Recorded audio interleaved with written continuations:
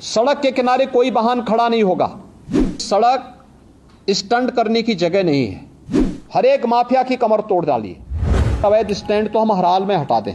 किसी भी सड़क पर, वह हाईवे हो, स्टेट हाईवे हो, एक्सप्रेसवे हो, जिला मार्ग हो, नगरीय चौराहा हो या कोई भी अन्य स्थल हो, अवैध bus stand, taxi stand, three wheeler stand, rickshaw stand या कोई भी इस प्रकार की अवैध गतिविधि नहीं चलनी चाहिए। अगले 24 घंटे के अंदर अवैध स्टैंड तो हम हर हाल में हटा दें।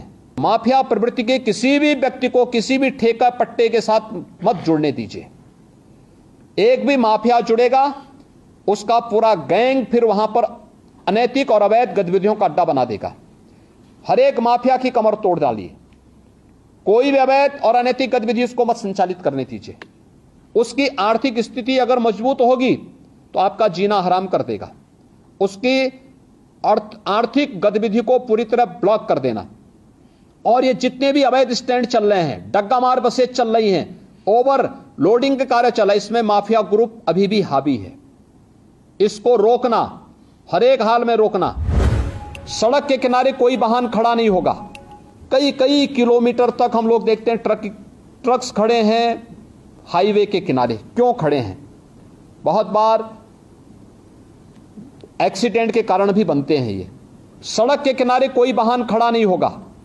नियमित पेट्रोलिंग करना, उनके लिए पार्किंग का स्पेस उपलब्ध करवाइए, या अन्यथा वो सड़क पर चलते रहें। ढाबा भी अगर पार्किंग के लिए स्पेस नहीं है तो ढाबा को भी, इस प्रकार के अवैध ढाबों को भी आप सड़क के किनारे से हटाएंगे। ओवरलोडिंग को रोकने की कार्रवाई, जहां से ओवरलोडिंग हो रही है उसी केंद्र पर रोकना।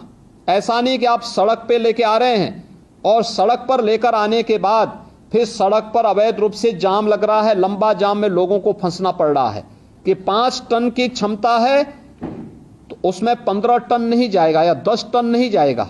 सड़कें खराब होती हैं और फिर उसके बाद जहां मर्जी आती है वहां वो अपना ट्रक और अपना वाहन खड़ा करके शेष अन्य लोगों के भी आना जाने को पूरी तरह बाधित करते हैं। सड़क स्टंट करने की जगह नहीं है। ओवर ब्रिजेज या फ्लाईओवर के ऊपर जो स्टंट होते हैं, जो युवा स्टंट कर रहे हैं अपने बाइक से, हर हाल में इसको रोकना। बाइक से चल रहे हैं तो हेलमेट अनिवार्य करने की आवश्यकता है, बताने की आवश्यकता। 1 सप्ताह अवेयरनेस के कार्यक्रम चलाइए। पहले अवेयरनेस और फिर अगर अवेयरनेस के बाद आपको लगता है कि अब हमें इन्फोर्समेंट की आवश्यकता होती है तो उसके बाद फिर हमें इस कार्यक्रम को उसके बाद फिर आगे बढ़ाना चाहिए।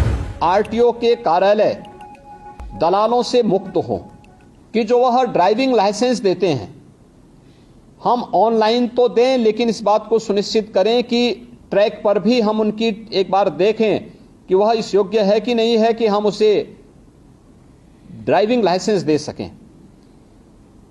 अन्यथा खैरात के भाव बांटने की वो बंद करिए और आरटीओ के कार्यालय दलालों से मुक्त हो।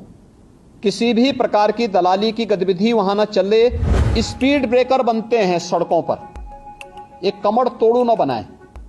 एक टेबल टॉप स्पीड ब्रेकर बने।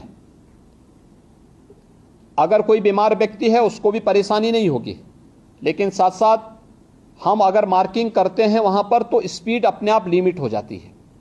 लेकिन जब वह कमर तोड़ू बनाते हैं तो कोई बीमार व्यक्ति जा रहा है उसके लिए बड़ा, या कोई बच्चा है, कोई गर्भवती महिला है, उसके लिए खतरनाक हो सकता है। कहीं भी हमें ये कमर तोड़ू स्पीड ब्रेकर नहीं दिखने चाहिए। इनको हटा दीजिए, जितनी जल्दी हटाइए उसको।